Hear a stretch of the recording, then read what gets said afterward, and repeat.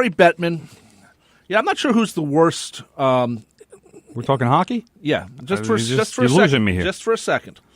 Gary Bettman and Roger Goodell. I think two of the most clueless commissioners we really have. Nobody's debating that. This week there was a thing about the Islanders again because it seems like this whole thing of going to the Barclays Center has turned out to be a disaster on both sides, the arena and Who called that, brother? Me. Yeah, exactly. I was giving you some props, giving you a chance to pat yourself on the back. Thank you. And so this week, Gary Bettman says, even as a temporary home, if they were to build a new arena, whether it's at Belmont Racetrack or at Citi Field, that the 13,000-seat arena, known as NYCB Live or whatever, wouldn't be good enough, even if it was only for a couple of years. You're losing me. What do you mean? He says that, like, let's say the Islanders move back to the Coliseum for a couple of years while they build a new arena. Okay. He says that's not good. He says that's a bad thing. Why? Because he's an idiot. But what was the explanation? He said that there's not enough seats. There's 13,000 seats. From what I've heard, they can fit in another 1,000 if they really wanted to. Okay. So it's 14,000 seats. What did they average at the Barclays Center last year? Do we know? 11,000, something like that. So then what's the problem? I don't know. That's the problem. And that's why Bettman, I'm trying to figure out what Bettman's trying to do here because the Islanders have to move. The Barclays people don't want him. And this is a whole thing. It's just this whole thing blew up in the Barclays people's face, Charles Wang's face, and they need an arena. They need an arena. Which means they might have to spend the money to build one. And if that comes to be the case, then sayonara Islanders, because they're not going to stay if the owners need to pay for the building. No, but you know who's coming in. The trade-off has been that very quietly MSG is willing to come in and help build it as long as they run it. And MSG, it's not just Madison Square Garden. They run I understand. a lot of different places. The LA Forum, they run the Radio City, the Beacon. Right. They run a lot of places. So it could happen because of that. The Islanders aren't moving yet. But this whole thing, it's been such an embarrassment, I think, to the Islanders, Charles Wang, the NHL in a way, because they allowed it. Yeah. The people at the Coliseum, the Barclays people who took over. Why, if it was the Garden who took over, who they also had, put in the bid for it, they would have had 16,000 seats in there. That was part of the deal. Now, mind you, I have connections with the Garden, but I'm not standing up for them for that reason. I'm just saying. And so it's Bettman's just an idiot for saying that, oh, well, it wouldn't be good. Well, yes, it would if it keeps the Islanders here. So I just wanted to say that. Like I said, he might be subtly pushing for the team to move out of Long Island. Why? There are markets that they want to explore. Screw that. Well, send the Devils out there. Devils, no one cares about the Devils. Well, you don't care about the Devils. There's a lot of people in New Jersey who care about the Devils. They can't sell out games. Neither can the Islanders. But at the playoffs, they do. The Devils can't sell out playoff games. That's all debatable. Well, that's not. Anyway, let's continue here. You want to talk? I don't know. The Yankees a little bit. Yeah, let's talk the some Mets. Yankees. Mets actually won 3 out of 4 against the Reds. Good for them. Shocking. I was shocked by that. I was shocked, but too. Quickly, let's talk. We got. I know you want to talk some soccer. I know you got some soccer on the list. We got some soccer, yeah. But the Yankees, Aaron Judge. All rise. All rise. Well, let's quickly about the Yankees. Well, first of all, let's talk about the death of Stick Michael. Well, that's what I was going to get into first. Gene Michael Stick passed away the other day. He was 79 years old, and I mean, personally, for me, I can't say enough nice things about him and enough good things about him. He was unquestionably the architect of the Yankees dynasty of the late 90s and into 2000s. Back in those days, we're talking when George Steinbrenner was, the boss, when he embodied that nickname and would go off and demand trades and fire managers, and he was just a crazy person.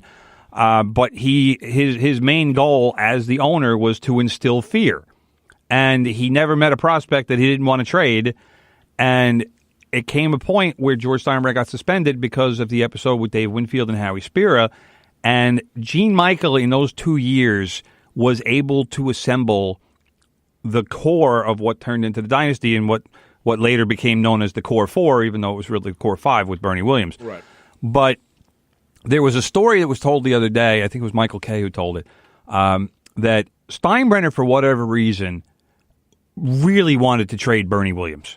I don't think he liked him. I didn't catch the background of it, but I have to assume that it had to do. Bernie was a quiet guy, and he always was a quiet guy. He's always been a guy who kind of let the world go on around him, and he always was content to just be in his own space and maybe play his guitar and just be a very cool, chill, mellow guy. And Steinbrenner didn't like that. He always wanted the football types and the rah-rah guys and somebody who's yelling and going crazy, and Bernie was never that guy.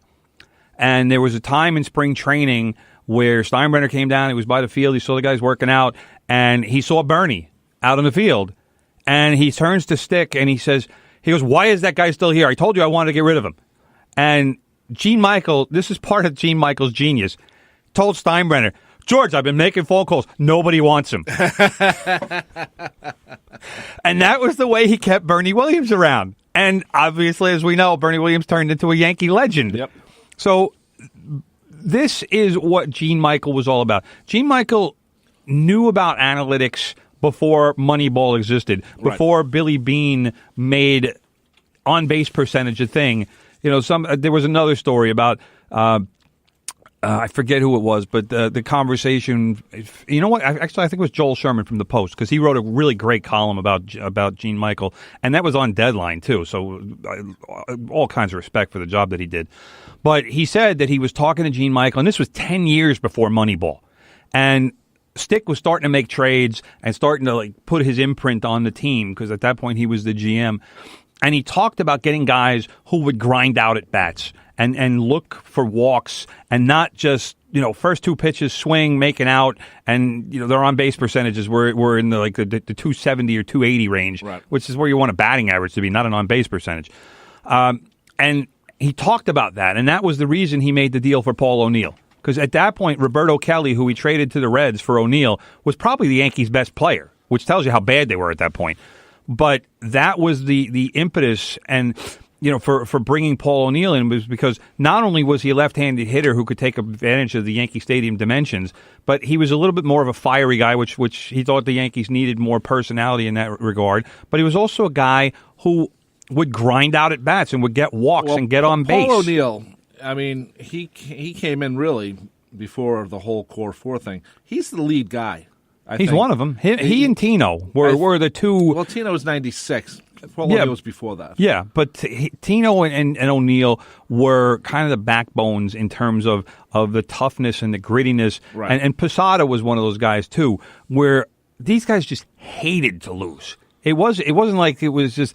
It wasn't that it was kind of unpalatable to them. They hated to lose. Yeah. And I still remember this time. This was kind of in a transition period where Nick Swisher, when he finally got to the Yankees, I remember, and he pitched in a game, and because obviously the Yankees got crushed. They lost by something like 16-3 or something like that. And after the game, Swisher was in the clubhouse and laughing and joking. Hey, I got to pitch. How cool is that? And Posada went up to him, got in his face, and said, "We don't laugh after we get our asses kicked." Yeah. And it taught Swisher a lesson. Like, this is a different place I'm playing in. This isn't Oakland or wherever. This is New York Yankees. Well, one thing I didn't realize that I'd forgotten about Gene Michael is that he was the manager at one point. Yeah, more than one. You forgot about that, because you think about about a big him, revolving door. You think about him, he was a very much behind the scenes type of guy, and here he is in the firing range as a manager. Yeah. Not as a general manager as much, but as a manager. Yeah. George Steinbrenner is like bang, bang, bang. Well, Stick had a lot of different jobs in the Yankee organization. Yeah, they never got rid of him, which was a good thing. The reason they never got rid of him was twofold. Number one, he always gave Steinbrenner straight answers. He was never going to be one of those yes men who told Steinbrenner what he wanted to hear. He told Steinbrenner the honest truth, even if it was an unpopular truth. All right, and the other reason was because, as far as I'm concerned, Stick Michael was one of the all-time great talent assessors in Major League Baseball history. Yep. He knew which players were going to be good, and he knew who to go after. That was why he was that good at assembling that team in the 90s. If they needed something, he knew who to get to make it work. You know, that you can say what you want about Winfield and Howie Spear and Steinbrenner, but if that didn't happen, I don't think the Yankees if that whole episode, if Steinbrenner doesn't get suspended, then that Yankees dynasty in the 90s probably doesn't happen, because Steinbrenner was on the record. He wanted Bernie Williams gone. He wanted Andy Pettitte traded. Right. Jeter almost got traded at one point. I know. So these are all guys. I don't even know about Posada. I mean, I don't know if he was important enough early on that people would actually want him, because he was actually transitioned to catcher. So it took a while for him to develop. But the majority of the core four at some point would have been traded. Right. And obviously, Stick Michael prevented a lot of that from happening. By the way, brother, we have to just quickly read this. This hour from the Press Box is brought to you by American Hit Radio. Join Tom and Heidi Ryan every Wednesday and Friday at 5 p.m. as they play some different type of music. They show that unravels the music of today while recalling the music of the past. That's every Wednesday and Friday, 5 p.m., right here on WHPC. Tim, we have 3 minutes. What do you want to talk, Yankees or soccer? Let's talk Yankees, because the Yankees won another series, beat the Texas Rangers yesterday, 16-7. What, 4 games out? 3.5. Okay. 3 in the loss column. Aaron Judge looks all like rise. All rise. Looks like he is. I don't want to say he's all the way back, but in the last week or so, he's hitting again, and he's a dangerous hitter again. And 2 home runs yesterday, which gives him 41 on the season. Still, despite all of the negativity from the second half that has been heaped upon him, still leads the American League in home runs with 41. Now has 90 RBIs. As far as I'm concerned, he's still unanimous selection for the Rookie of the Year. Oh, definitely. So it's hard to believe he's a rookie. You know, because he had the cup of coffee last year, and everybody knows his name, right. And he had such a ridiculously good first half that his name was everywhere. So it just feels like he's been around for so much longer than he has been. But 16-7 win over the Rangers yesterday. That's 3 series in a row they've won. They've won 7 out of 10. It's going to be a fun last 20 games, because the Yankees certainly have enough talent to overtake the Red Sox. They need to stop blowing games. Their bullpen, as good as their bullpen is, it's also been one of the biggest Achilles heels on the team. You know, the Yankees, they had the first game with Texas. Tanaka wasn't very good. They were still they wound up blowing a 5-1 lead because the bullpen couldn't hold on. Tanaka gave up most of the lead himself, but then the bullpen came in and they were losing 7-5, and then all of a sudden, boom, it's 11-5. You can't let that happen. You need to be able to give the offense a chance to get back in the game. But again, they've won 3 series in a row. You can't complain. They're going to be playing at Citi Field for the next 3 days. Playing against Tampa Bay. Obviously, Tampa had to give up the home games because of the hurricane. So, hey, Yankee fans, take over Citi Field. $25 seats. Got to be tickets are available. Yeah, that's $25. $25. You know, we should go. Let's go. I go Wednesday. All right. Go tomorrow. All right, we'll go Wednesday. Okay. Big Ed will come with us. Come on, Big Ed. Let's go. Big Ed hates the Yankees. So, and El Gary, my man Gary Sanchez, hit his 2 home runs yesterday, also 29 and 30 on the season. Not a bad number for a guy that missed pretty much the entire first month of the season with an oblique injury. Not bad. So, congratulations to El Gary. Okay. The Yankees, like I said, 3.5 behind the Red Sox, 3.5 in front of the Minnesota Twins for the first wild card spot. So the Yankees are in a pretty good spot right now. Right now. Well, hopefully they don't blow it. That just about does it from the Press Box. My name is Rob Leonard. Joining me, of course, is my co-host, Tim Leonard, award-winning sports writer. Tim, you're at Twitter at Real Tim Leonard. Coming up next is Big Ed Newlands with Good Gold Show. So keep it tuned here to WHPC for all the great programming we have here. Take care. I'll see you Friday with Beatles songs. We'll see you with from the Press Box next Monday at 9 a.m. Bye-bye. The opinions expressed on air are not necessarily those of WHPC, its management, or Nassau Community College. Responsible opposing viewpoints will be considered by emailing them to whpc@ncc.edu or by mail to WHPC 1 Education Drive, Garden City, New York, 11530. Thanks for listening to the voice of Nassau Community College, 90.3 WHPC.